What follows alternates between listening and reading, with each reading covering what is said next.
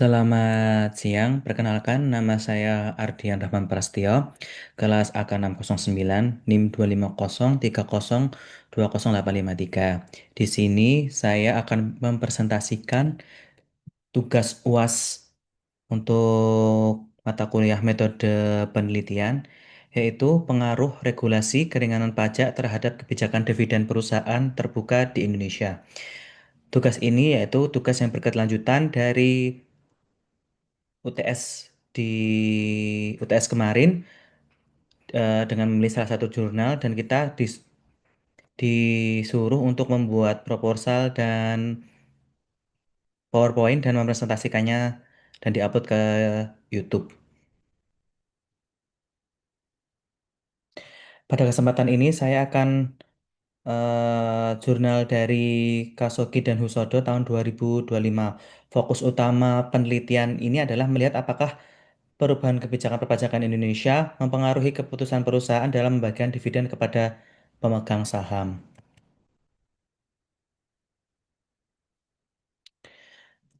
Latar belakang penelitian. Sebelum tax relief terjadi beban pajak pada tingkat perusahaan pemegang saham. Yang kedua, tarif PPh badan perusahaan terbuka turun dari 25% menjadi 22%. Kemudian yang ketiga, pajak dividen untuk investor domestik dihapus. Dan yang keempat, penelitian membedakan dividen propensity dan dividen intensity.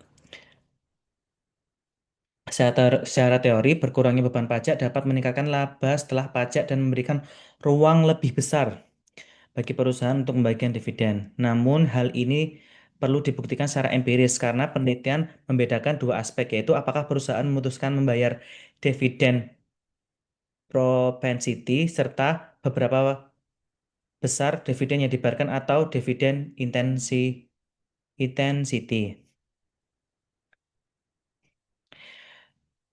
Fenomena data di tahun 2017 sampai 2022, yaitu yang pertama dividen yield 1,25% pada 2019 sampai ke tahun 2022 sebesar 2,61%. Dividen payout ratio dari 12,5% menjadi 18,1%. Kemudian proporsi perusahaan membayar dividen meningkat dari 32% menjadi 42,1%. Dan besaran dividen meningkat tetapi jumlah perusahaan membayar tidak meningkat secara konsisten. Artinya, tax relief mungkin lebih berpengaruh terhadap jumlah atau besaran dividen yang dibayarkan oleh perusahaan yang memang sudah membayar dividen daripada memborong perusahaan yang sebelumnya tidak membayar dividen menjadi membayar dividen. Research gap dan rumusan masalahnya. Yang pertama, hasil penelitian terdahulu belum konsisten. Yang kedua, penelitian lebih banyak dilakukan di negara maju. Yang ketiga, Indonesia memiliki karakteristik kebijakan yang berbeda. Yang pertama, rumus masalahnya itu apakah tax relief mempengaruhi keputusan membayar dividen? Dan yang kedua, apakah tax relief mempengaruhi besaran dividen? Terdapat beberapa research gap. Yang pertama, memberikan hasil yang berbeda. Ada penelitian menemukan bahwa pajak berpengaruh terhadap kebijakan dividen, tetapi ada pula yang tidak menemukan pengaruh signifikan. Yang kedua, penelitian mengenai hubungan pajak dan dividen lebih banyak dilakukan di negara maju, sehingga penelitian yang konteks di Indonesia masih relatif terbatas. Ketiga, Indonesia memiliki kebijakan yang menarik karena terjadi kombinasi penurunan tarif PPh badan dan keringanan pajak atas dividen. Oleh sebab itu, peneliti ingin mengajukan dua pertanyaan utama, yaitu apakah keringanan pajak mempengaruhi keputusan perusahaan membayar dividen, serta apakah kebijakan tersebut mempengaruhi besarnya dividen yield dan dividen payout ratio. Tujuan dan manfaat penelitian. Tujuan pertama adalah mengetahui apakah keringanan pajak berpengaruh terhadap keputusan perusahaan untuk membayar atau tidak membayar dividen. Tujuan kedua yaitu mengetahui apa tax relief berpengaruh terhadap jumlah dividen yang dibayarkan. Dari sisi manfaat bagi pemerintah, penelitian ini dapat menjadi bahan evaluasi, efektivitas, dan kebijakan yang akan diambil oleh eh, pemerintah untuk menerapkan pajak yang ada di Indonesia. Bagi perusahaan, hasil penelitian ini dapat mempertimbangkan dalam menentukan kebijakan dividen. Bagi investor, hasilnya dapat menjadi informasi dalam memilih saham pembayar dividen, sedangkan bagi akademisi penelitian ini dapat menjadi rujukan untuk penelitian selanjutnya.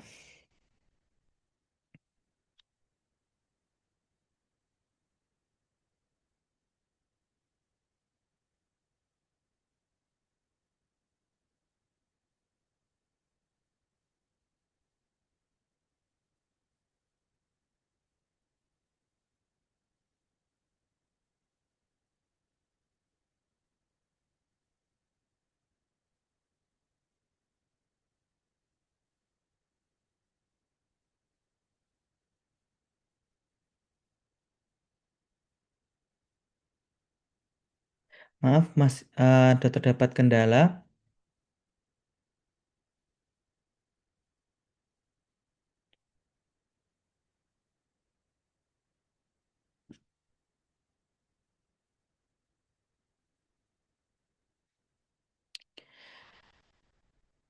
Yang selanjutnya yaitu landasan teori. Penelitian ini menggunakan beberapa teori karena keputusan dividen merupakan keputusan yang kompleks. Tax preference theory menjelaskan bahwa investor mempertimbangkan return setelah pajak. Tax clientele theory menjelaskan bahwa perusahaan dapat menyesuaikan kebijakan dividennya dengan preferensi kelompok investornya. Kemudian signalin teori melihat dividen sebagai sinyal mengenai prospek perusahaan. Sementara agensi teori menjelaskan bahwa pembagian dividen dapat mengurangi kemungkinan manajemen menggunakan kas perusahaan secara tidak efisien. Menurut Bird in the Hand Theory, investor cenderung menghargai dividen yang diterima sekarang karena dianggap lebih pasti dibandingkan capital gain di masa depan. Sedangkan traditional view berpendapat bahwa perubahan pajak dapat mempengaruhi kebijakan dividen. Sementara New View menyatakan bahwa perusahaan bisa tetap menahan laba untuk investasi meskipun pajak turun. Selanjutnya, penelitian terdahulu dan kerangka pemikiran. Penelitian yang terdahulu menunjukkan hasil yang belum seragam. Heron dan Pratt menemukan bahwa respon perusahaan terhadap pajak bersifat asimetris atau tidak seimbang, sehingga penurunan pajak tidak otomatis meningkatkan payout. Djokovic dan Firza juga menemukan bahwa pajak penghasilan badan tidak berpengaruh signifikan terhadap dividen payout. Sebaliknya, penelitian Lee di Korea Selatan menunjukkan bahwa insentif pajak dapat berkaitan dengan peningkatan distribusi dividen. Sementara Ed Davari dan rekan-rekan menunjukkan bahwa penelitian mengenai perpajakan dan kebijakan dividen pada negara berkembang masih relatif terbatas, termasuk di Indonesia. Berdasarkan penelitian tersebut, kerangka penelitian ini menempatkan tax relief sebagai variabel yang diduga mempengaruhi kebijakan dividen, baik dividen propensity maupun dividen intensity. Kemudian pengembangan hipotesis. Hipotesis penelitian dibagi menjadi dua karena kebijakan dividen memiliki dua keputusan. Yang pertama yaitu menguji apakah tax relief mempengaruhi kemungkinan perusahaan membayar dividen. Kemudian sedangkan hipotesis kedua menguji apakah tax relief mempengaruhi besarnya dividen yang dibayarkan oleh perusahaan. Secara konseptual, pengaruh terhadap dividen propensity belum tentu terlalu kuat, ya. Karena keputusan membayar dividen juga dipengaruhi ukuran perusahaan, likuiditas, profitabilitas, leverage, dan berbagai karakteristik perusahaan lainnya.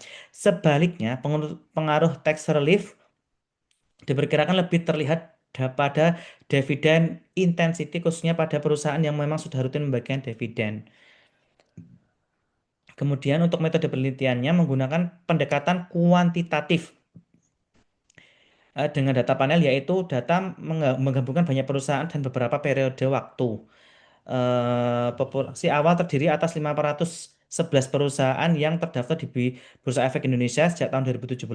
Setelah perusahaan sektor keuangan dan perusahaan dengan data tidak lengkap diperoleh 413 yang fix dan 2478 observasi untuk pengujian dividen propensity-nya. Untuk pengujian dividen intensity terdapat 225 perusahaan pada model dividen yield dan 178 perusahaan pada model dividen payout ratio.